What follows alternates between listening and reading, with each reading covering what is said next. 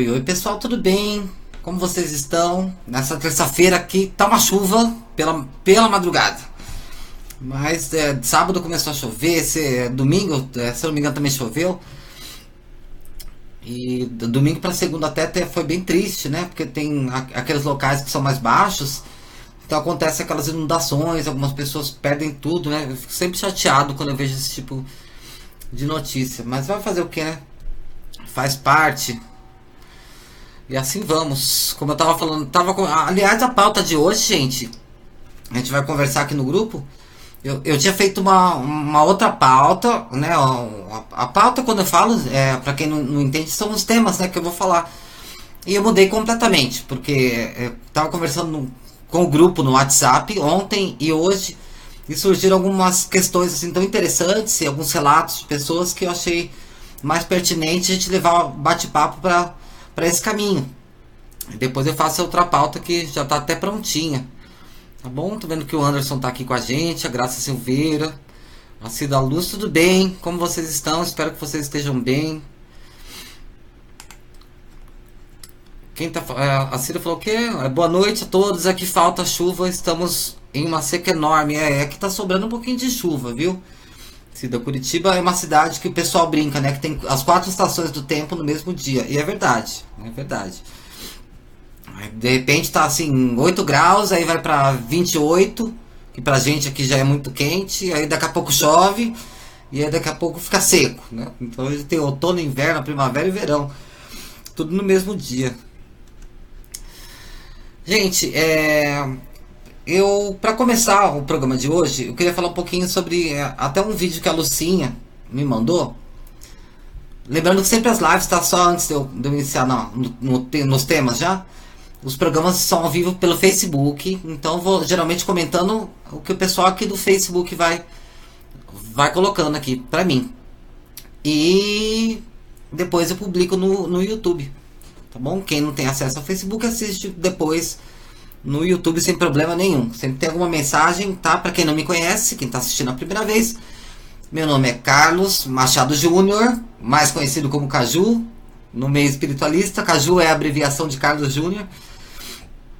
E eu sou um oraculista e um terapeuta holístico e astrólogo, e faço um trabalho que eu tento conversar, sabe, a gente tentar descobrir o seu melhor, né? Todo mundo tem potencial, nós só estamos reprimidos, estamos em fases aí que a gente dá uma reprimida, talvez em algumas coisas. Então, através dos oráculos e através desses nossos bate-papos, a gente vai desbloqueando essas coisas.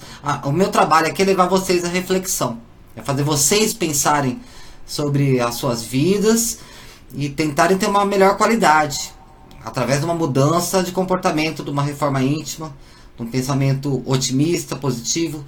E a missão dos meus oráculos não é dar número da Mega Sena de ninguém, nem falar se o marido volta, tá? Meu trabalho aqui é usar os oráculos como uma forma de me conectar com o seu inconsciente, com o inconsciente coletivo. E o astral está sempre predisposto ao nosso bem, aos objetivos que a gente tem para cumprir. Nós que às vezes não percebemos e não entendemos. E eu percebi muitas pessoas falando, já venho falando isso em alguns programas, vou reforçar isso hoje, né, a questão da depressão. E eu acho assim, são casos e casos. Então, primeiro ponto, tá? Cada situação é uma situação, cada pessoa é única, é a maior verdade talvez da nossa vida. Ninguém é igual a ninguém, nem os dedos da mão, né, são iguais, são diferentes. Então imagine nós, né? A gente pode até... Gêmeos, né, nascem idênticos, são criados da mesma forma, ou mais ou menos da mesma forma, mas têm comportamentos diferentes, porque tem almas diferentes, tem princípios diferentes, né? A mônada sagrada, aquele foguinho que move a pessoa, ela é diferente. São 2 almas em corpos geneticamente iguais, mas com temperamentos diferentes. E por que eu tô falando disso? Porque eu acho assim, gente, que essa questão da depressão, da forma como vocês me colocam, ela tá muito ligada à dificuldade de aceitar as dificuldades da vida. Eu sempre comento aqui no programa que lidar com as tristezas é diferente de estar deprimido. Tristeza todo mundo tem. As coisas acontecem como tem que acontecer. Nós não estamos aqui numa colônia de férias onde tudo é maravilhoso, Não é esse o objetivo da encarnação na Terra. As coisas são difíceis, são complicadas, são. Nós temos que lidar, temos alternativas? Nenhuma. Ou lida ou lida.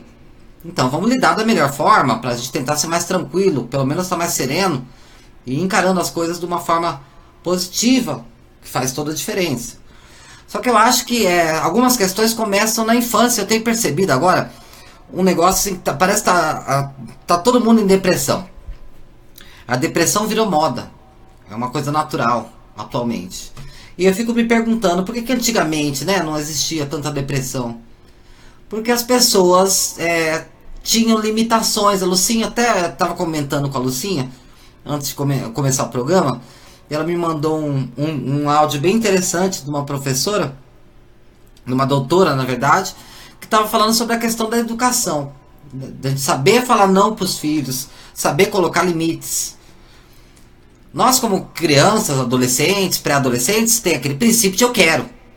E os pais têm que saber, mesmo que eles possam, tenham possibilidade de atender o desejo da criança, não pode dar tudo ao mesmo tempo. Ninguém pode ter tudo. Porque senão o que acontece? A criança não aprende a lidar com não. E a vida, ela vai dar não para ela. A vida é implacável, é imparcial, ela vai da forma que for. Você imagine essa geração que vem crescendo com sim, sim, sim. Né? Tudo que ela quer, ela consegue. Aí quando vem a primeira dificuldade, o primeiro não, estou em depressão. Você não está em depressão, querido ou querida. Você só está triste porque você levou uma negativa na vida. Ah, mas eu estou com um problema de dinheiro. Quem não está? Eu estou com um problema afetivo. Quem não está? Todo mundo pode ter em diferentes graus e lidar com isso de formas diferentes, mas isso acontece, é inerente. Nós estamos aqui para viver experiências e emoções, né? Eu comentei agora há pouco que nós não estamos num parque de diversão. Não é essa a missão da Terra. A função da Terra é um planeta expiatório, é um planeta que a gente vem aqui para passar dificuldade, porque nós precisamos evoluir nossa alma, nosso caráter moral e até a forma de lidar com as situações, com as circunstâncias. E como você está lidando com as circunstâncias? Essa é a pergunta que eu vou deixar para você refletir. É você que tem filhos. Você está falando não para os filhos? Porque eu até fiz uma consulta ontem com a Tânia. Um beijo, Tânia. E era minha educadora, foi uma educadora durante muitos anos. E ela comentou comigo um negócio que eu achei interessante, que é algo que minha mãe também já comentou comigo. Minha mãe também é uma educadora. E ela diz assim: às vezes eu sinto que os pais querem um tempo livre dos filhos. E essa é a missão da escola. Eles não estão preocupados com a qualidade da educação. Eles querem que a gente eduque os filhos. A gente não está lá para educar os filhos deles. Nós somos professores. Nós estamos lá para alfabetizar, para ensinar. Educação se aprende em casa. Alfabetização e tudo mais na escola. Só que os pais estão folgados, né? Então o que acontece? O filho quer a boneca de R$500, o pai dá para se livrar. Cara, vai me dar sossego. Só que a criança, ela não quer sossego. Ela quer brincar. A criança não quer o brinquedo, ela quer brincar. Então eu percebo que vai se perdendo aquele trabalho de imaginação, como a gente tinha antigamente, que qualquer coisa virava um brinquedo, né? Você monta, comentei até com a Lucinha, você pega um monte de lençol, faz uma cabana, um negócio, aquilo já vira, né? A cabana não vale encantado, você vai criando coisas. Uma folhinha de uma árvore pode virar um passarinho que está precisando de cuidado. A criança, ela quer trabalhar isso, ela quer imaginar, ela quer criar coisas. Porque mesmo quando ela está com uma bonequinha, com um carrinho, com seja lá o que for o brinquedo, ela está criando uma situação em volta daquilo. Só que os pais estão impacientes para brincar com as crianças. Eles querem sossego. Então, te comprei um tablet, fica aí jogando. Gente, só que isso não completa a criança, porque tem buraquinho faltando nela. Isso no futuro vai gerar problemas para vocês mesmos, que são pais, né? Depois não podem reclamar quando os filhos abandonarem vocês aí numa casa de cuidados de idosos, né? Alguma coisa nesse sentido. Elaine Mendes está aqui com a gente, Simone Berbel, tudo bom, gente? Como vocês estão? A Lucinha chegou aqui também. Ô, Cida, muito obrigado. A Cida falou assim pra mim: seu trabalho é ótimo. Muito obrigado. Graças a vocês, né, que me dão esse material pra gente poder conversar, essa nossa troca de ideias aqui. A Rosana também tá aqui com a gente. Muito legal, gente. Vamos bater no nosso papo aqui. A Nice. Oi, Nice, tudo bem? Faz tempo que eu não a vi aqui nas lives, né? Olha que também passa tão rápido, às vezes você tá e eu acabo não vendo. que vai passando as mensagens assim, e às vezes eu não consigo ler todas, eu leio depois do programa. Então é uma coisa pra gente refletir, você tá sendo, sabe, você tá incentivando o seu filho a desenvolver a imaginação ativa dele, a criar coisas, ou você só tá pagando pro seu filho não te encher o saco. Esse é um ponto. E aí o que acontece com esse tipo de criança? Porque até nessa reportagem que a Lucinha me passou, a doutora começa falando assim: os filhos têm que aprender que existem hierarquias. E ele vai conviver com hierarquia o resto da vida. Quando ele for para a vida profissional, vai ter hierarquia, ele vai ter um chefe, ele não vai começar como diretor de uma empresa. Ele vai ter que ser estagiário, ou assistente. Não é? Ele não vai começar já com a vontade dele mandando. Se ele não souber lidar com a negativa, com o não, aí tá depressão. Na empresa não presta, tá gerando depressão pro meu filho. Não. Gente, por favor, tá? Não sejam esses pais. Analisem bem esse tipo de questão e aprendam a falar não. Até a frustração, seu filho tem que aprender a lidar com a frustração. Com a frustração. Porque a frustração no futuro é o que ele vai chamar de depressão. Tá? É a negativa que ele vai receber.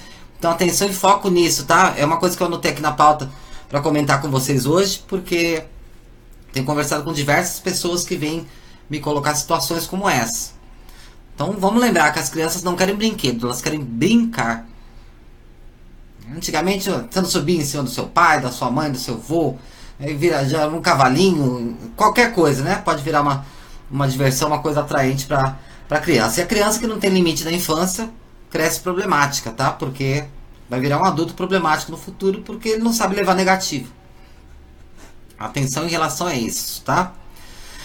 Uma questão incrível que foi colocada no grupo hoje, que eu achei interessante trazer para vocês, que foi, se eu não me engano, peraí, nossa, meu cérebro hoje tá devagar, acho que foi a Larissa que comentou, que ela falou assim: gente, e aquelas pessoas que bebem, né, quando elas consomem alguma bebida alcoólica, e elas mudam de comportamento, não necessariamente do lado negativo, até do lado positivo. Às vezes elas viram grandes conselheiras, coisas assim, elas não sabem dar conselho pra gente quando ela tá sã, mas quando ela bebe, ela fica uma pessoa assim, que fala umas coisas muito certas, que sabe dar um bom conselho.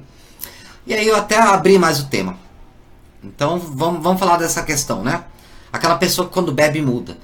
Então aí a gente pode falar da conselheira, a gente pode falar da que fica briguenta, a gente pode falar daquela pessoa que bebe e chora, a gente pode falar daquela pessoa que bebe e fica agressiva, que quer brigar com todo mundo, e aquela que bebe e fica sensual, que fica ousada.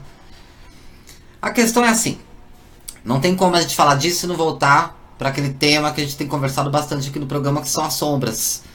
Que a sombra, dentro dessa visão espiritualista que eu converso com vocês, seria aquela nossa visão psíquica, né? O nosso inconsciente. São aqueles 5 processos da sombra, né? Lembra que eu fiz um programa só sobre isso. E falei, se você não viu, procura aqui no Facebook, no YouTube também tem. Tá? Você vai conseguir encontrar. E é exatamente o que acontece é o seguinte. Quando a gente bebe, a gente dá uma aliviada nos nossos processos mentais que ficam controlando a gente o tempo todo. Como se a gente desse uma relaxada. Você está sempre assim, se policiando. Nossa, eu não posso, o que vão pensar, o que vão fazer, o que vão falar. Quando você bebe, você dá uma relaxada nesse guardinha, nesse vigia do seu comportamento. Porque a gente tem um guardinha dentro de nós mesmos, né? É um arquétipo que nós temos aí. Chama de superego, chama do que você quiser. Mas é uma coisinha aí que vai ficar controlando, né? O que minha mãe vai pensar, o que meu pai vai pensar, o que vão falar de mim, o que vão... Então você é uma pessoa super podada. Aqueles instintos que nascem e você queria realizar, você joga num calabouço. Eu gosto de citar um exemplo assim, bem metafórico, pra gente conseguir imaginar uma situação. E aquelas sensações e emoções vão sendo jogadas num calabouço.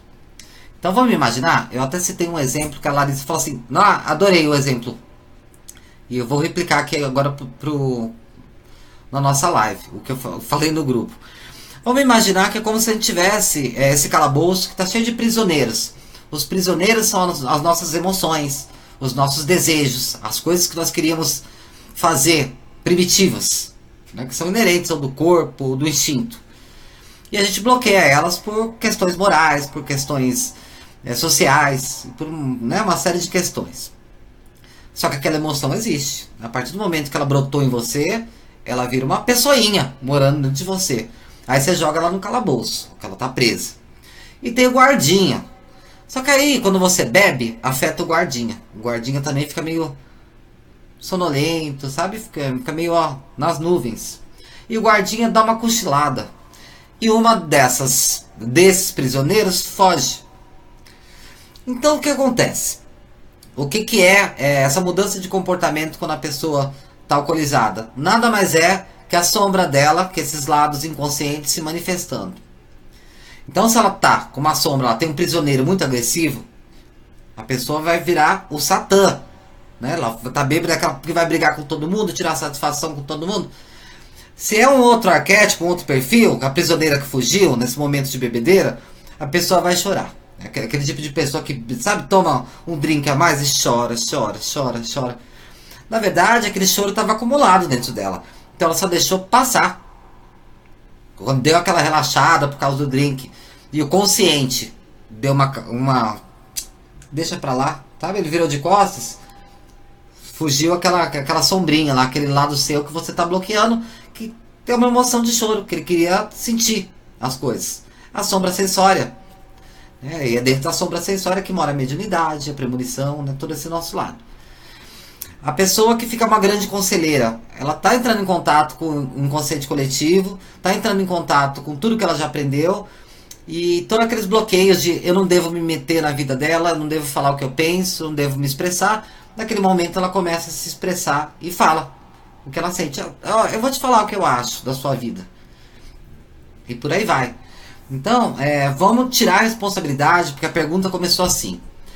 A pessoa quando bebe, pode vir um espírito e ficar encostado nela? É por isso que ela vira uma boa conselheira, ou porque ela fica briguenta, porque encosta um Exu? Gente, não, tá? Claro que são situações, mas em geral não. É só você entrando em contato com o seu lado obscuro, com aquilo que você não admite em você mesmo. Aí eu até citei um exemplo daquelas pessoas assim que, nossa, mas ela bebeu e soltou a pombagira. Mas por quê? O que ela fez?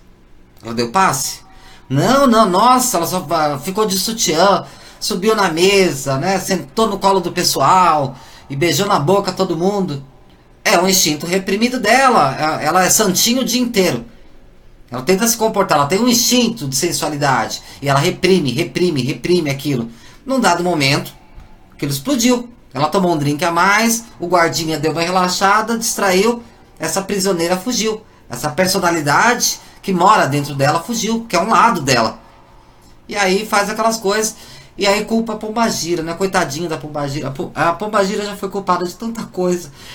Gente, tem que fazer até corrente de oração pra pombagira, porque coitada. É uma pessoa muito injustiçada, uma entidade muito injustiçada. Que tudo vira culpa da pombagira. Aí é mais fácil culpar a pombagira do que assumirmos nossas próprias ações, né? Soltou a franga? Soltou. Pronto. Aliviou? Tá se sentindo leve? Porque geralmente quando a gente tem esse tipo de comportamento, você se sente leve depois. Você pode até ficar com peso de consciência, mas na hora é uma leveza. Você tá com uma segurança que você não tá nem preocupado com os outros. E o que é isso? É a conexão com a sombra. A sombra não tá preocupada com os outros. Ela é instinto, ela age. Então se você se conecta com um lado sensual seu, ela vai ser plenamente sensual. Se você se conecta com o lado agressivo, vai ser plenamente agressivo. Se você se conecta com o lado intuitivo, vai ser plenamente intuitivo. E é muito importante. O ideal seria a gente estar em equilíbrio com as nossas sombras. Não precisar de uma bebida, de um drink para fazer isso. Só que é difícil. Então, tá, a minha opinião em relação a bebidas é isso. Não acho, não. Eu acho que atribuir aos espíritos a responsabilidade é tentar se eximir de quem você é mesmo. Tá? Já é uma coisa muito errada, porque você não se aceitar como você é.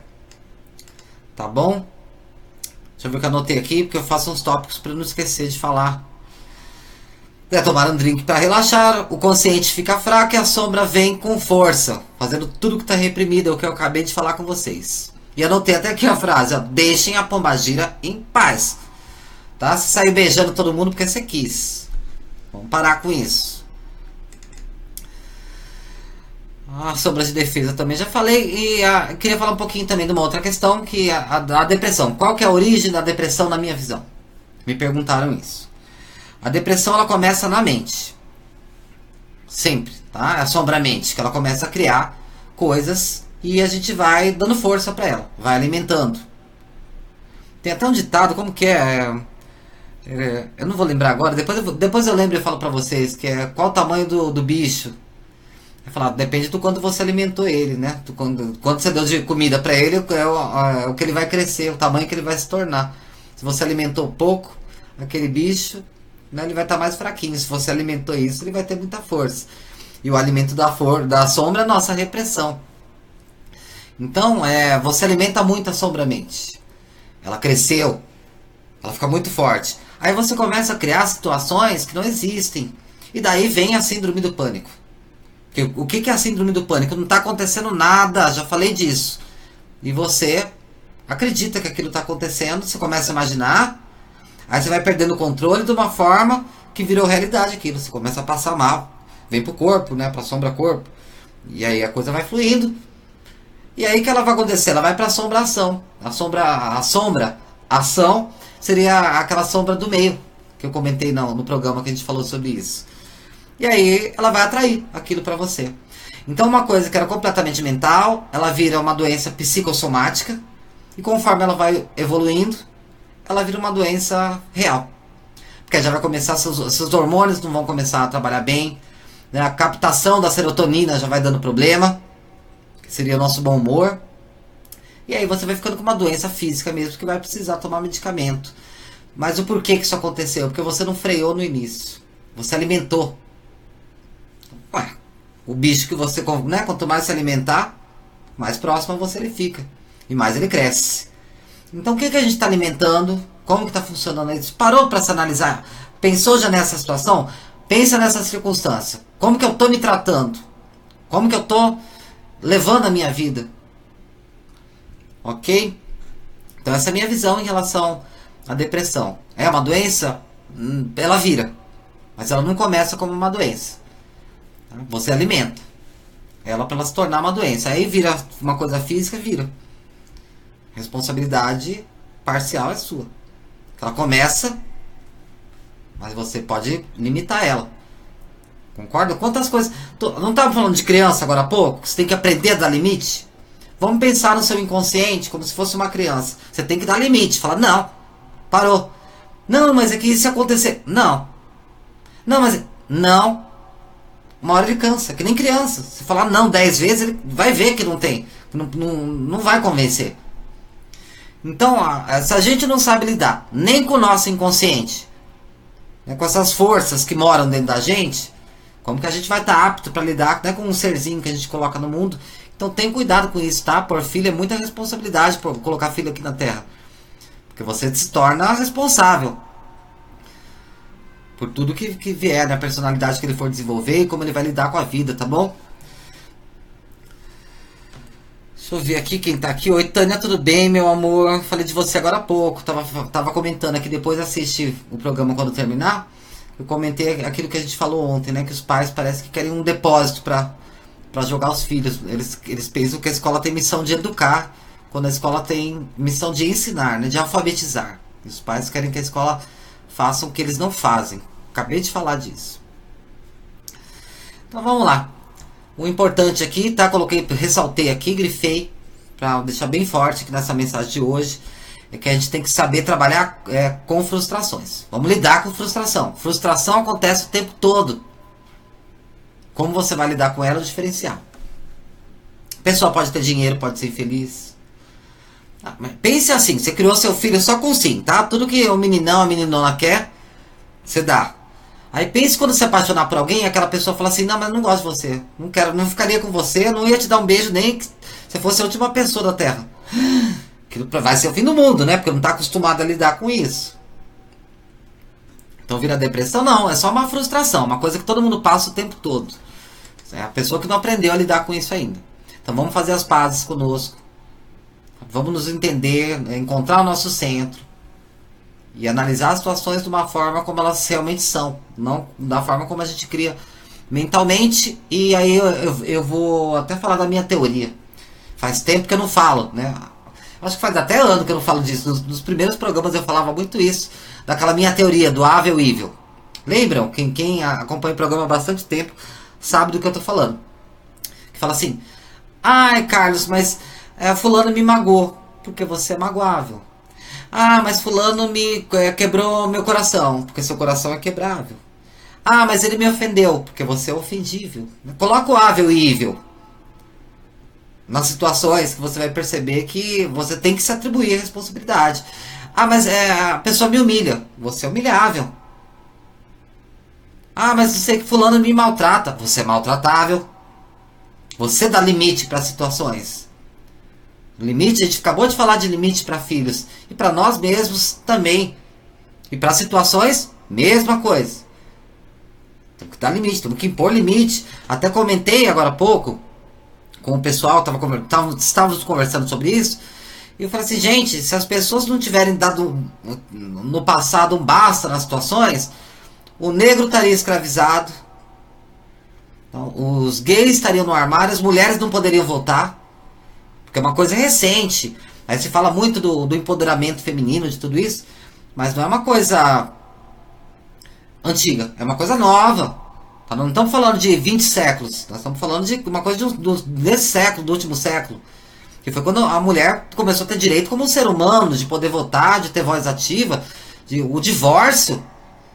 Sabe, se não tivesse mulheres queimando o sutiã, tá? A Lady Godiva, né? Todas aquelas lendas, esses mitos tão significativos, ela andando nua em cima de um cavalo. Onde a mulher estaria agora? É a mesma coisa com os negros, a mesma coisa com os gays. Então, em algum momento, tanto nós como indivíduos, como nós como sociedade, como um grupo que você pertença, sendo minoria ou não minoria, tem que ter uma voz ativa e tomar uma ação. Senão a coisa fica da mesma. Você só reclama, aí vira vítima. Isso é tão comum. As pessoas sempre que estão com muito problema, que as coisas não fluem, se vocês perceberem bem, analise os bate-papos. Pega uma pessoa aí que vive conversando com você e vai olhar o que ela comenta. Pega o WhatsApp lá e vai ler. Ela tá sempre com um comentário negativo, depreciativo. Sabe, ela não é boa com ela mesma. E como que o mundo pode ser bom com você? Ah, porque o mundo é mal pra mim. Você é má com você também. Você não tem autoestima. Se nem você se dá o valor que você tem, não tem consciência das suas capacidades, se respeita você mesmo por quem você é, você vai querer que o mundo faça? Aí vem aquela mulherada, né? Ah, porque meu marido me traiu, porque você é traível. Ah, ele pode ser um mau caráter? Até pode. Mas você também é traível. Você deu importância demais pra isso. Agora você tá em depressão porque ele te traiu? Ele não é o único homem do mundo. Você não nasceu com ele, não vai morrer com ele. Se nasceu sozinho, vai morrer sozinho. Ele é só um pedacinho da sua vida. Não tá agregando? Tira. Troca por um que agregue. Só que aí já entra o drama. Não, mas é que eu amo. É um condicionamento, né? Você se condicionou. Na verdade não tem nem amor aí. Tem homem segurança. Se achar, e se ninguém mais ficar comigo? E se eu não tiver com quem dividir despesa? O que vão pensar de mim? Observem, sempre tem alguma coisa por trás. Tá? Então vamos usar o ável e ível para a gente se colocar nas situações. Estou sendo muito maltratado. Porque você é maltratável. Quando você sair desse personagem, a coisa muda. Quando a gente muda nossa ação, as nossas sombras todas se conversam, vem no corpo, lembra que eu falei que vem até uma energia, e aí vai para a sombra da ação, que é a sombra do meio.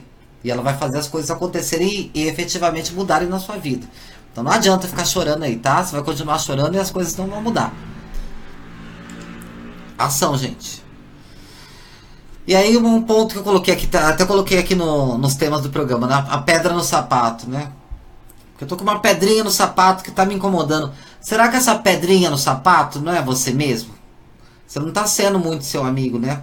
Porque você tá tão dependente das outras pessoas. Pra tudo você precisa de aprovação.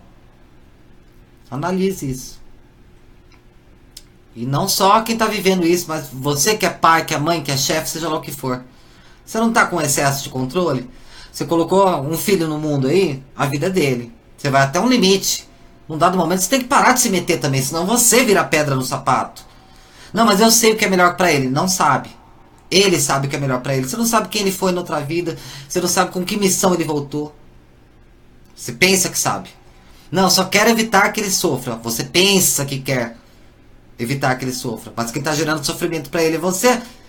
É as discussões, o estresse, as lágrimas. Quem está gerando é você, com essa sede de comando, de eu sei o que é melhor para você, não sabe. Tá? Cuida da sua vida. Você já está com muito problema para se preocupar com a vida dos outros. Ah, mas não é dos outros, é meu filho. Ele é outra pessoa, não é você, é os outros. Então cuida da sua. Você já tem bastante. Sabe aquela mensagem assim? Você tem uma vida? Que tal você cuidar dela? É a minha dica, tá? Pra vocês refletirem hoje. A gente tem essa mania. Sempre, né? A gente acha que sabe sempre o que é melhor pro outro. Será mesmo? Né? Como tá a nossa vida? Tá 100%? Tá tudo maravilhoso? Ah, está. Não, não tá tudo maravilhoso não. Senão você não tá com problema com o filho que estão discutindo aí. Com visões diferentes. Então já tem um problema. Então o resto pode estar maravilhoso. Isso aí não tá. Então abre mão. Quando que você conseguiu ser feliz? Quando você abriu mão. Falou assim, quer saber? Não vou mais me preocupar. Faço mesmo, tá? Com as outras pessoas. Deixa eu dar um oi aqui pra vocês. A Tânia tá falando assim. Aqui alguns comentários. A Graça também. Oi, Gisele, como você tá, lindeza? A Gisele falou assim, ó, que legal. As pessoas só fazem conosco o que a gente permite. E é isso mesmo, gente. É isso mesmo. Mas ao invés tem que ter um limite, porque não seremos humanos. Eu não entendi direito seu comentário, Larissa. Depois me explica aqui que eu não entendi. Se eu dizer não para um filho, isso não se tornaria um grande pecado? Não, se eu dizer não para um filho, isso não se tornaria um grande pecado? Não, de forma alguma. Você tem que dizer não. Aí seu filho fala assim, eu quero uma boneca. A sua filha vira para você e fala, eu quero uma boneca de R$1.000. Você não tem R$1.000, aí você vai se meter numa dívida para dar uma boneca para ela, sabendo que aquela não é a realidade dela. Ela não tem a condição de ter uma boneca de R$1.000. Então ela tem que aprender desde cedo. Você vai trabalhar. Na hora que você trabalhar e puder pagar, eu não posso no momento. Eu tenho que me preocupar com a sua educação, com a sua alimentação, com a roupa que você vai vestir, com a pastinha de dente que você está escovando o dente, né? Com o sabonetinho, com o seu shampoo. Eu tenho outras coisas mais importantes, que são essenciais e básicas. Essa boneca não é essencial e básica. Gente, o pessoal antigamente pegava milho, fazia uma boneca de milho. Então, sabe, deixa a criança trabalhar a imaginação dela e conhecer a realidade. Não criem os filhos fora da realidade. Tá? Não é um grande pecado. Até porque pecado, o que é pecado? Quem que falou que é pecado? Não tem. Mas a Bíblia... Tá, a Bíblia é um livro medieval que foi escrito naquela época para aquela realidade e é completamente controverso, fala um monte de bobagem. Num parágrafo fala uma coisa, depois ela desfala aquilo. O conceito de pecado a gente tem que rever, a gente tem que revisar isso. É pecado eu falar não pro meu filho? Não, é pecado você não falar não. Você tem que falar não. Não. Mas eu quero ir na casa da minha amiga, todo mundo vai. É a frase de mãe mesmo, você não é todo mundo. Você não vai. Eu avisei que se você fizesse, tivesse um mau comportamento, tirasse uma nota ruim, não se dedicasse, teria consequências, teria castigo. Se o castigo é todo mundo vai e você não vai. Você aprende a dar limite. Aprende, sabe que não é tudo. Ela não pode fazer o que ela quiser e tudo dá sempre certo. Porque é a primeira vez que ela fizer alguma coisa que não der certo, aí ela se mata, entra em depressão, toma remédio, vira drogada. É isso que a gente vê acontecendo aí. A gente assiste isso acontecendo, gente. Meu filho não aceita um não meu e está com 25 anos. Tem que mudar a sua postura, minha amiga. Tá? Então a gente percebe já aí um problema que não tá com ele, tá com você. Você que não soube ensinar a falar não, né? E você se sacrifica. E ele tá sempre lá, o meninão da mamãe, o crianção, com 25 anos, mas com uma cabecinha de 12. Que não pode frustrar ele, porque senão ele chora, hein? Ele faz birra no mercado, nossa, ele se joga no chão. Para, gente, com isso, por favor. Tá? Vamos lá, analise e pense sobre isso. Vamos lá, eu separei aqui alguns comentários que vocês me enviaram. Agora eu vou falar, eu vou ler para vocês o relato que uma pessoa me passou e comentar depois. Não vou revelar o nome para manter a privacidade da pessoa, só que ela diz assim: sabe, Carlos, fui casado durante 19 anos, tive muitos momentos felizes, mas muitos perturbadores, né? A maioria foram perturbadores. Eu namorava, né? Vivia, que era casado com um homem possessivo. Ele mentia muito, me agredia. Fiz ocorrência contra eles, mandava ele embora, mas ele acabava voltando. Tive 2 filhos, ao qual sou muito grata. Ela fala a cidade daqui da onde ela morou. E tinha um emprego bom que eu amava. E num dado momento ela descobriu que esse companheiro dela tinha uma outra família, né? Descobri que ele tinha outra filha. E mais um monte de mentira, um monte de mulher. Eu vivia já uma vida falsa, né? Tanto você como ele. Os dois estão na mentira. É uma loucura isso. Falei com meu filho na época que eu voltaria para minha cidade. Ele, a princípio, ficaria com o pai para terminar o curso e assim foi. Ela pediu demissão, saiu da empresa. Só que quando ela foi trazer a filha não quis. Ela preferiu ficar com o pai. E aí ela voltou para a cidade. O filho, pouco tempo depois, foi morar com ela. E atualmente ela vê a filha 1 ou 2 vezes no ano. Aí ela menciona assim: hoje ela está com 18 anos e é meio indiferente comigo. Isso me consome. Faço e sempre fiz tudo pelos meus filhos. Hoje tenho um companheiro muito bom para mim. Mas essa dor de perder o amor da minha filha me consome a cada dia. Estou aprendendo muito. Tá. Aí ela fala, né? Desculpe o meu desabafo, não tem que desculpar nada, tá? É bem interessante a sua colocação. E tem tudo a ver com isso que a gente está falando hoje. Você era uma pessoa que estava vivendo uma vida falsa. Você estava com uma pessoa que te agredia. Uma pessoa que mentia pra você, te traía, poderia até ter te contaminado com alguma doença, com alguma coisa, porque a gente não sabe, né? Tá saindo aí com todo mundo, volta pra casa, você não tá sabendo de nada. Isso é uma coisa muito séria. Eu tava colocando em risco se você pensar a sua própria vida. E aí você, num dado momento, você deu um basta. Excelente. Não vejo nenhum problema no seu comportamento. Aliás, é admirável. Não vou me sujeitar mais a isso. E aí você deu as opções, lutou pelos seus 2 filhos. Um, né, percebeu a realidade e está com você. E o outro filho, a filha no caso, ela não se deu conta da realidade. Ela está mais confortável de alguma forma dentro do que ela está vivendo. Então perceba que você está se preocupando com ela, mas ela não está se preocupando com você. O caminho é de 2 vias, né? Eu sinto muito falta dela. Ela não sente muita falta de você tanto. Senão ela te veria mais vezes, né? Ela poderia vir passar um tempo com você. Então se você percebe essa indiferença, é porque é isso que ela está te transmitindo. Então vamos parar, sabe? A orientação, a dica que eu dou pra você, saia desse jogo de culpa. A culpa não é sua. Você fez tudo que você podia dentro das suas limitações. Você também estava vivendo uma situação crítica, em que você tinha que tomar uma ação e acertadamente tomou e sua vida mudou. Sabe, hoje em dia você está com uma pessoa que te respeita, que te compreende, que é boa pra você. E você tem que pensar em você. Eu estava acabando de falar que é outra pessoa. O filho é outra pessoa. Você está percebendo isso. Você criou os 2 e eles têm temperamentos completamente diferentes. Só que a gente percebe também um lado seu, né? Da personalidade, que é a culpa. Como se a responsabilidade fosse sua. Da sua filha não ter a mesma afetividade que você gostaria que ela tivesse. Gente, isso, nós somos pessoas. Isso não é nada extraordinário, isso é muito comum. É muito comum. Ela pode gostar de você, mas ela não tem aquela afinidade, ela tem mais afinidade com o pai. Ok? Deixa ela.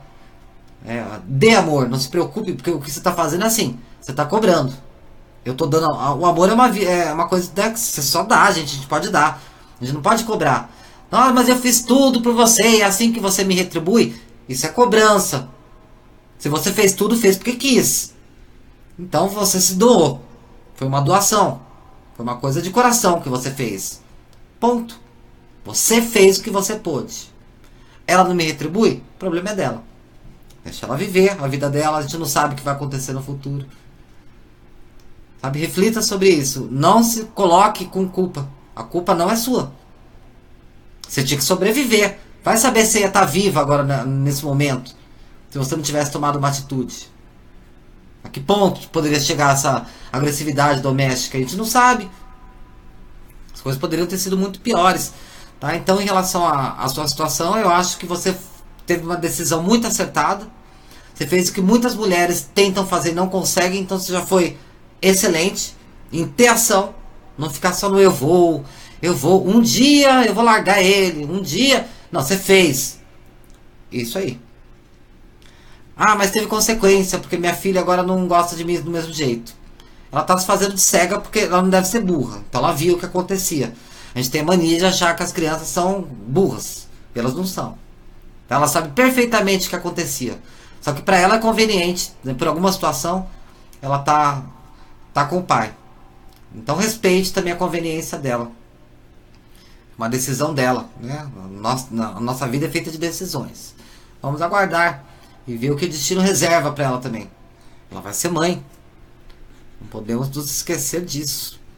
Tá bom? A Thaís mandou para mim assim: Caju, pode me tirar uma dúvida? O que significa sentir cheiro de rosa vermelha? Estava tendo um ataque de pânico aqui em casa e comecei a sentir esse cheiro. Se puder me ajudar, eu ficarei muito agradecida. Olha, sentir cheiro de rosa vermelha, tem que ver o que a rosa vermelha significa para você. Se você já estava durante, né, uma crise de síndrome do pânico, você já estava conectada com a sua sombra-mente, criando terrores na sua vida, porque, né, é o vitimismo. Gente, desculpa, tá? Não vou ficar passando a mão na cabeça de ninguém, eu tô aqui para ser realista. Então você já criou coisas, fantasias, porque a síndrome do pânico...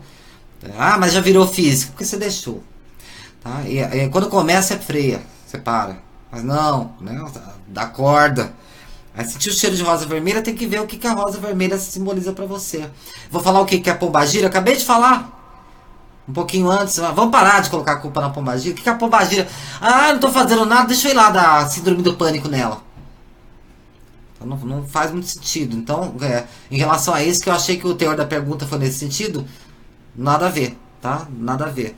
Tem que ver, você tá com um problema psicológico, então, durante uma crise psicótica que você teve, você sentiu o cheiro de rosa vermelha, tem que ver o que a rosa vermelha significa pra você. Tá? É um trabalho que eu acho que você vai ter que resolver melhor até na terapia. Não tem mais explicação, tá? Essas coisas de pegar livrinho aí. Rosa vermelha significa que nananã, e tem uma pessoa que tá te fazendo mal com inveja de você. Gente, por favor, tá? Não é bem assim. Então é meio complicado eu responder sua pergunta, porque o que significa sentir cheiro de rosa vermelha depende do que a rosa vermelha significa naquele momento pra você. É alguma lembrança do seu passado? A rosa vermelha está associada com um presente que os grandes amores dão quando estão apaixonados? Então pode significar que a origem da sua síndrome do pânico é a sua sensação de solidão, que você queria estar com alguém, mas se sente abandonada. Pode ser? Pode. A rosa vermelha pode significar o cheiro que te lembra da infância, um momento que te traumatizou, que você tem dificuldade de lidar, talvez nem lembre, que geram essas crises. Também pode ser. Um trauma que você teve, você frequentava um centro, que você viu alguma coisa que te chocou, e tinha muita rosa vermelha, tinha aquele cheiro no ar, enfim. Pode ser. Então pode ser um monte de coisa. Tá? Os símbolos, principalmente quando você está durante uma crise de ansiedade, numa situação dessa, eles são produções mentais, né? Porque até o problema não tem. Eu acho que eu tô tendo um infarto, tô com síndrome do pânico. Então, já não existe o infarto, você já está criando um infarto. Então, se você já está criando um infarto, imagina cheiros, sensações, né? E coisas desse tipo. Então, é uma questão, assim, meio complexa para eu responder de uma forma meio abrangente, assim, porque tem que ver, dada a situação. Seria um trabalho de longo prazo, né? Entender o que significa, o que representa na sua vida a rosa vermelha e por que nesse momento ela se apresentou. Ela está te dando uma mensagem, com certeza, do seu inconsciente, absoluta. Vamos analisar. Talvez ela esteja te dando a saída da síndrome do pânico. A rosa vermelha também ela pode estar vindo simbolizando segurança. Quem gostava de rosa vermelha? O que era importante para você que gostava de rosa vermelha? Sua mãe, sua avó? Uma fase da sua vida que você teve um relacionamento, que alguma vez alguém te deu um buquê de rosas vermelhas e aquilo te comoveu e você se sentiu tranquila? Ela pode ter vindo também para te apaziguar. Calma, te trouxe uma lembrança feliz. Também pode ser. Você vê que são muitas hipóteses para a gente analisar. Bom, tente refletir sobre isso. Pensar no que essa rosa vermelha significa para você, tá bom? Vamos lá. A Josiele tá falando aqui pra mim. Oi, eu sou a Josiele.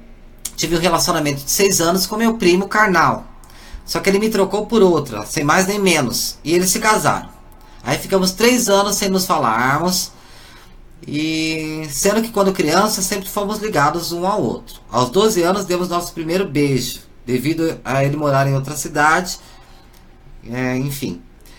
Eu me casei com um rapaz e tive um filho. E ele também ficou noivo. Logo depois me separei, porque fui traída. E depois disso, esse primo terminou o noivado, nos reencontramos novamente, depois de 5 anos que não nos víamos. E começamos a namorar e fui morar com ele. Como já disse, vivemos durante 6 anos juntos. Mas aí ele me trocou. Devido a isso, ficamos 3 anos sem nos falar. No dia 10 de dezembro de 2017, ele faleceu. E desde então não consigo tirar ele dos meus pensamentos. Me parece que sempre ele está presente na minha vida. Eu não consigo me apaixonar por mais ninguém. E eu pergunto, existe a possibilidade de ser o espírito dele que quer me falar alguma coisa? Olha, Josiele, também é uma questão que vou colocar alguns pontos para você refletir, tá? Pode ter algum tipo de comunicação?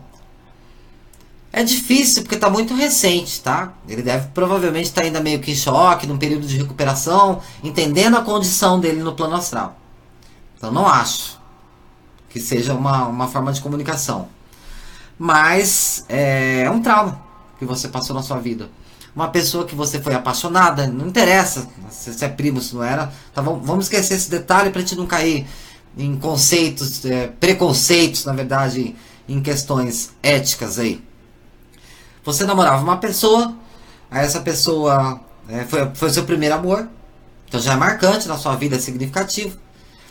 Aí vocês namoravam, aí ele te largou, te trocou por outra pessoa, ficou noivo, você casou, teve filho.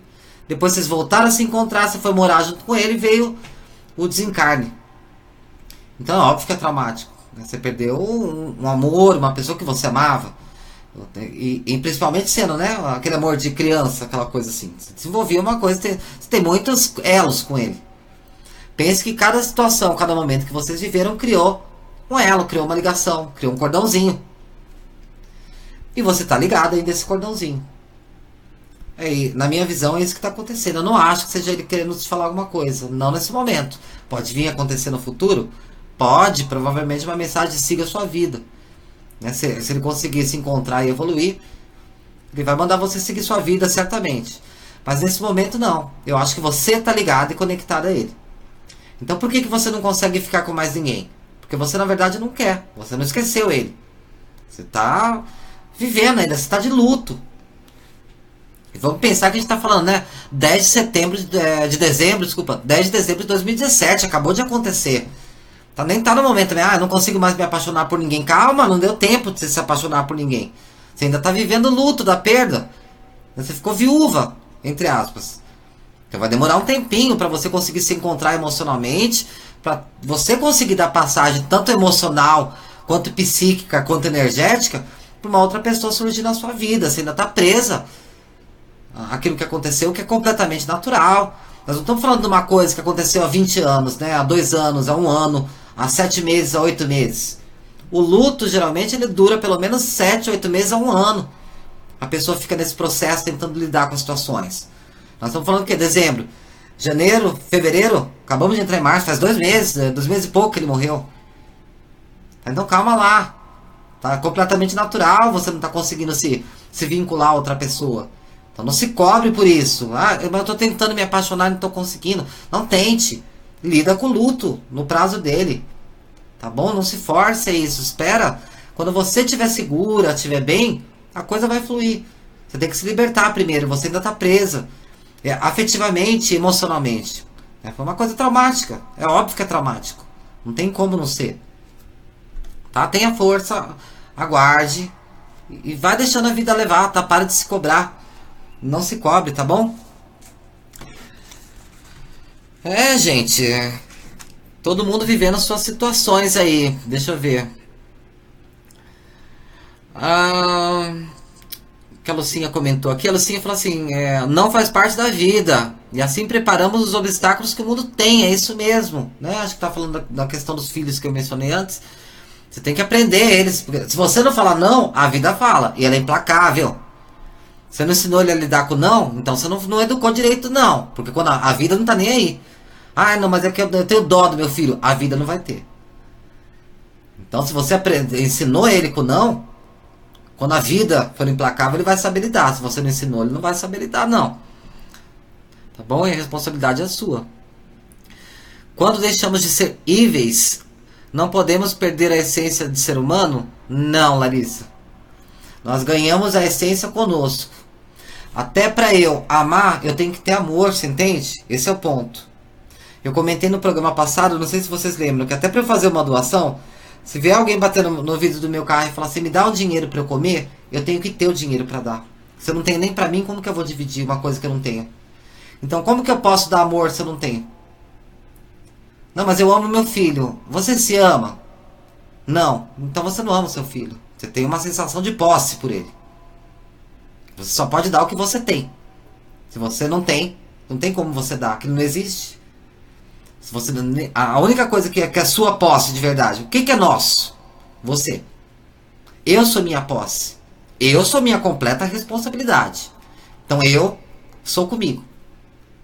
Agora, se eu não estou tendo posse nem de mim, se eu não estou conseguindo controlar a minha vida, minhas emoções, as coisas como elas estão fluindo, como que eu posso querer me meter na vida dos outros, se nem na minha eu dou conta? E fora que, eu nem tenho que me meter na vida dos outros, né? Deus deu uma vida para você, cuide da sua, né? Um princípio que a gente tem que pensar sempre. Deus deu uma vida para cada um cuide da sua. Quando é criança, quando é adolescente, a gente tem que educar. Gente, passou dos 15 anos, tá? 16, 20 anos aí, não tem mais o que você possa fazer, o caráter já está formado. A psicologia, se vocês pegarem os livros, tá? Freud, ele é até mais radical em relação a isso. Ele fala assim, com 6 anos, você já definiu o caráter do seu filho, não adianta fazer mais nada. Já está lá, o inconsciente formou-se e parou. Então, o que ele tiver que vir a fazer, eticamente, já está formado naquele momento. Isso é para Freud. Jung é um pouquinho mais aberto, falando de psicologia, dentro do que eu estudo. Jung vai achar que as coisas podem ainda dar uma mexida aí no decorrer dos acontecimentos. Mas aí você tá com um rapaz, com um adulto já, né? Com 18 anos, 20 anos aí. Não, mas é que meu filhão... Não, gente, que filhão? Tá, vamos pensar que isso é cultural. Isso é uma coisa assim, coisa de brasileiro que tem essa mania. Tá, nos Estados Unidos, se você tiver um filho com 17 anos que mora na sua casa, isso é uma vergonha pra família. Vocês já perceberam aqueles filmes de comédia? A gente assiste, mas ainda mora com a mãe, com 17 anos. Deveria ter ido pra faculdade, a morar sozinho. Porque o padrão americano, né, o que é? O filho, quando ele desenvolve a maturidade, ele já toma as decisões dele. Aí ele vai fazer a faculdade, para fazer a faculdade ele já vai morar no campus, ele já vai morar lá na faculdade. E ele não volta pra casa da mãe depois. Quando ele terminou a faculdade, ele já vai alugar o espaço dele, vai trabalhar, vai ter a vida dele. E esse é um conceito que eu acho muito acertado, que a gente deveria aprender. Só que o brasileiro tem aquela mania, não, mas eu vou cuidar. Aí você pega os caras com 30 anos, 40, morando na casa da mãe. A mãe lava, a mãe passa, a mãe lava a cueca, a mãe faz o pratinho, comidinha preferida dele. A mãe briga até com a esposa. Não faça isso com meu menino, viu, esposa? É normal isso? Eu não acho uma coisa normal. Então analisem, só vocês pensarem, né? Analise, porque quando a gente está vivendo aquela situação, a gente acha normal. Mas se você estivesse vendo de fora, o que você acha de uma situação dessa? Então, essa pessoa está bem criada? Não, ela está completamente mal criada. Ela não desenvolveu independência. É uma pessoa completamente dependente. Ela não tem maturidade emocional. Então, se ela não tem maturidade emocional, é porque ela não teve limite. Só que um dia ela vai ter que ter limite. Né? A mãe não é eterna. A mãe um dia vai morrer. E aí? O meninão vai fazer o quê? Ele não aprendeu a lavar a cueca dele, ele não aprendeu não sabe fritar um ovo. Que a mãe frita, ela sabe fazer aquela geminha mole do jeito que eu gosto. E isso, muito bem. Continue fazendo a geminha mole. Tá? Vamos esperar quando você não estiver mais aqui. Que aí você vai assistir do astral o que é desespero. Aí é motivo para culpa. Vamos ler aqui mais comentários aqui. pessoal falando aqui, a Larissa, a verdade, né? Acho que o luto do seu tempo, né? A Nice, por exemplo, ela teve um problema seríssimo. Então, um dia, se ela quiser compartilhar, até convido ela para entrar aqui pelo Skype no programa e comentar isso. Ela teve um problema muito sério. Então, acho que a pior dor de uma mãe ela teve, que é perder um filho. E tem que seguir em frente, tem que viver um dia de cada vez. Sabe? O que vai fazer? A vida disse um não pra ela. É sofrido? É triste? É. Mas o que vai fazer? Tem que lidar. E ela vai lidando, um dia de cada vez. Saudade tem. Enfrentou o luto, tá superando ainda, porque é uma coisa meio eterna, alguns tipos de luto. Só que a gente aprende a conviver. Você não supera. Né? O termo não seria superar até. Me equivoquei na palavra. Você aprende a lidar, a conviver com aquilo. Tem perdas que são... não tem como superar, mas você convive. E assim é a vida. Por que Deus foi injusto em fazer isso comigo? Ele tem um propósito. E vamos pensar que aquela alma que também encarnou, ela sabia que ela ia antes e ela também teve um propósito. Então, tá tudo dentro do propósito. Nenhuma folha de árvore cai se Deus não quiser, tá bom? Pessoal, eu acho que eu vou ficando por aqui. Eu vou deixar meus contatos, tá? Aqui no... Eu tô com um monte de perguntas aqui que vocês me enviaram, mas a gente vai falando, tá? Hoje eu acabei nem abrindo os oráculos, porque eu acho que foi uma conversa mais da gente fazer esse lado holístico, de falar dessa psicologia espiritualista, da terapia holística, dessa forma de pensar dentro de uma visão astral, de nós nos analisarmos e assumirmos a responsabilidade pelas nossas ações. O ponto é esse, vamos parar de atribuir culpa aos outros. Ah, minha vida tá uma bagunça porque fulano... Não. Mas foi fulano que fez isso comigo, porque você deixou. Se você não tivesse deixado, mas ele me roubou. Você é roubável. Eu devia estar na sua cara. Todo mundo devia estar vendo que ele estava te explorando e você não percebeu. Aí ele passou a casa, o carro pro nome dele, e agora você tá sem nada. Fazer o quê? Vamos lá. Vamos lutar por outra casa, outro carro, vamos continuar vivendo. Quero deixar meus contatos, tá? Para quem quiser fazer o mapa astral, ou as consultas com os oráculos. Geralmente eu até misturo tudo quando a pessoa quer ou precisa, ou dá para fazer só um ou só outro. E tem as consultas também que eu faço regulares, que são aquelas que são no mínimo 4 consultas, que é aquele acompanhamento holístico, que são terapias espiritualistas que eu faço. Então a gente pega, por exemplo, toda sexta-feira, ou sexta-feira sim, sexta-feira não, e a gente vai batendo um papo. Tudo isso que eu faço no programa a gente vai fazer de uma forma personalizada para trabalhar os seus medos, seus fantasmas, seus monstros interiores. Antes eu queria indicar, até para finalizar, que eu deixei aqui, acabei não fazendo isso. Tem um filme que eu vou recomendar muito que vocês assistam. Eu vou até passar o trailer aqui para vocês, para despertar a curiosidade. É um filme que chama 7 Minutos Depois da Meia-Noite. Tem o livro também, quem gosta mais de ler, ao invés dos filmes. Só que o filme é muito bom, tá? O livro é bacana, mas o filme é excelente. Não deixa muito a dever pro livro, não. E ele vai falar mais ou menos sobre tudo isso que a gente vem comentando nesses últimos programas. Falando da nossa sombra, né, que são aqueles demônios interiores que a gente vai alimentando e depois chega numa proporção que a gente não sabe lidar. Mas numa hora eles se materializam para fazer a gente encarar a verdade. E esse filme é 7 minutos depois da meia-noite. Ele vai falar exatamente sobre isso. Sobre um menino que está passando por uma dificuldade. A mãe dele está com câncer numa fase muito avançada, praticamente terminal. E já quase não tem mais terapia. Ela já está indo para aquelas coisas do milagre, sabe? A espera de um milagre, uma coisa alternativa.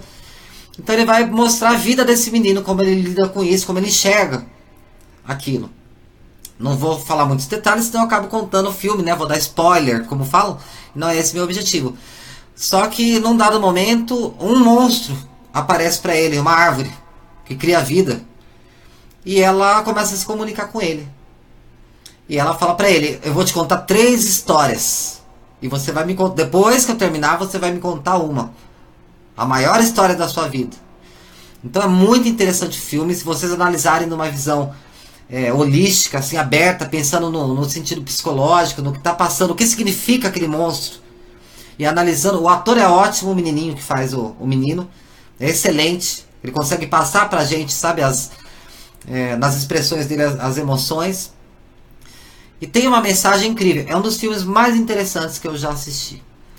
E eu acho que tem uma mensagem que eu recomendo a todo mundo ler E depois que assistir o filme, a gente pode até conversar no grupo aí, do WhatsApp, quem tiver no grupo. E sobre o que vocês acharam, como vocês entenderam. Coloco também minha opinião, vocês colocam a de vocês. Quem era o monstro? O que era aquela árvore? Eu já adianto que a árvore é a sombra dele. É a forma que a sombra se manifestou para conversar com ele. Mas e aí, aquelas histórias que a árvore contou? São histórias da árvore? Ou são representações de coisas que o menino sentia? Assistam o filme, eu vou passar o trailer aqui pra vocês. Espera aí, dá uma olhadinha. Okay, are you ready? There we go. What color is that? Brown. Maybe if we take a pencil and then we make a face. And then we see the life in the eyes. Life is always in the eyes. There's our monster. How does the story begin? Was the boy too old to be a kid? You're coming to live with me. Don't touch anything. Too young to be a man? I no longer see you. What did he do?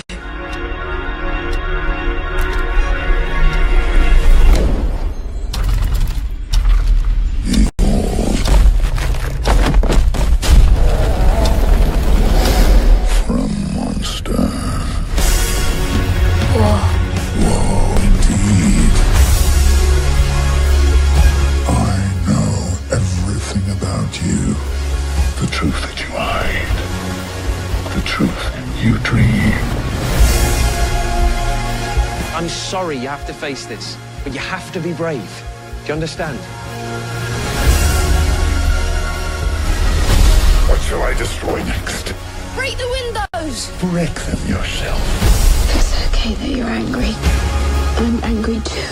And if you need to break things, by God, you break them.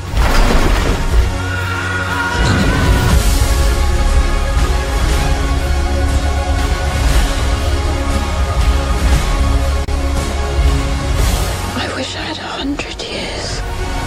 100 years I could give to you. I'm afraid. Of course you are afraid, but you will make it through.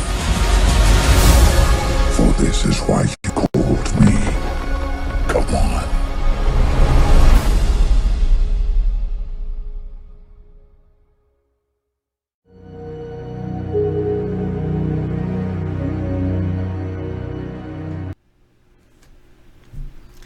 Lindo, né? Eu assisto o trailer, tô tudo arrepiado, porque é um filme muito forte, tem muito a ver, é uma indicação que eu deixo realmente pra vocês, assistam. Quem puder, assiste agora, até depois do programa. Tem no Netflix, tá? E vocês acham também online. É um filme muito forte. E tem algumas cenas muito marcantes, emblemáticas pra mim, assim, que me emocionam profundamente. Que até passaram, né, algumas delas nesse trailer, que é a hora que ele... Eu fico até emocionado. Que ele abraça a sombra, que é quando ele começa a fazer as pazes com ele mesmo. E tem uma frase também que passou ali, que é bem interessante. Um menino, que ele era velho demais para ser menino, né? E é isso, ele tem que ter uma postura de adulto quando ele não está preparado ainda para aquilo. Então lidar com as emoções para ele é uma coisa complicada. Tão complicada que a sombra dele vira uma árvore gigante, um monstro muito poderoso. Que segura ele, não sei se vocês repararam numa cena que ele tá caindo aí no trailer, que ela pega, ela segura ele. Não vou deixar você cair, eu estou aqui. Então, um filme muito emblemático que nos leva a essa conexão interna com o nosso inconsciente. Tá, o que é o monstro na árvore? É a nossa sombra, o nosso bicho interior. É aquele poder inexplorado que a gente não está sabendo usar, mas ele mora lá. E se a gente estender a mão, ele abraça a gente, ele segura a gente quando nós caímos. Então, tudo isso que a gente falou hoje, as crises de depressão, a sensação de vazio. Como que você pode estar vazio? Você mora com você, né? Você é um corpo onde só habita um espírito, não cabe mais ninguém. Então, me sinto vazio, não tem como. Nesse corpo físico só cabe uma alma, e já tem a sua morando. Então você não pode estar sozinho. Como que tem solidão? Se tem solidão é porque você está desligado né, de você mesmo, das suas próprias energias. Você está desconectado do seu princípio, das suas capacidades. Então eu vou indicar muito que vocês assistam esse filme e reflitam. Se precisar, assiste de novo e assiste de novo, porque ele é um caminho para vocês entenderem melhor esse conceito da sombra e se conectarem com vocês mesmos, tá? Todos vocês têm um monstro desse dentro de vocês. E ele é feio, ele é amedrontador, mas não. Ele tem histórias para contar para você, simbólicas. Elas vão vir na forma de simbolismo, como eu sempre falo. Sim, a história que o monstro vai contar para você, a sua sombra, o seu monstro, ela vai vir na forma de uma fábula, de uma historinha.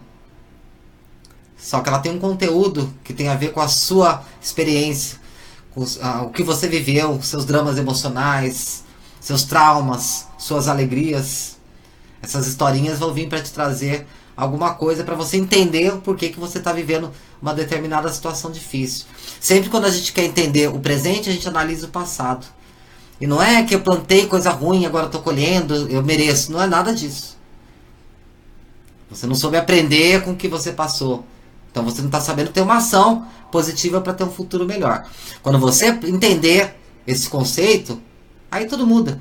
Que você vai aprender que o que passou, aquilo é vivência, para você se desenvolver espiritualmente, moralmente, emocionalmente, principalmente. Inteligência emocional tá faltando. Nós estamos em 2018 e sabe, em 1810 as pessoas tinham mais inteligência emocional do que tem hoje. Nós estamos evoluindo, né, indo para trás. Então um caminho para a gente ter a evolução, conseguir conquistar e trabalhar essa nossa inteligência emocional, que é uma coisa tão importante, é o autoconhecimento. E não tem forma melhor para a gente se autoconhecer do que através dos nossos próprios sentimentos, dessas sombras, de tudo isso que a gente quer esconder dentro de nós mesmos. Tá bom? Quem tiver interesse para as consultas, manda uma mensagem aqui no Facebook por inbox, ou envia um e-mail para contato@espiritualize-se.com.br. Eu vou repetir, contato@espiritualize-se.com.br. Nós vamos fazer um mapa astral, vamos consultar os oráculos e se tiver necessidade, você quiser, vamos fazer aí umas 4 sessões dessa terapia holística para a gente bater um papo e tentar se conectar com a sua sombra, fazer as coisas funcionarem, né? Encontrar aí o porquê desse vaziozinho, porquê que as coisas não estão fluindo, tá bom? Então hoje eu vou ficando por aqui. Agradeço pela companhia. Amanhã é uma ótima quarta-feira, já estamos no meio da semana, esse ano tá voando. E lembrando que agora em março, né, dia 20, é o ano novo dos astrólogos. Vocês sabiam que o ano novo astrológico só começa agora em março? Vou até planejar um programa especial pra gente fazer.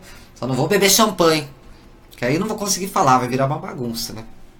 Mas o ano novo, a regência de Júpiter, ela vai acontecer agora.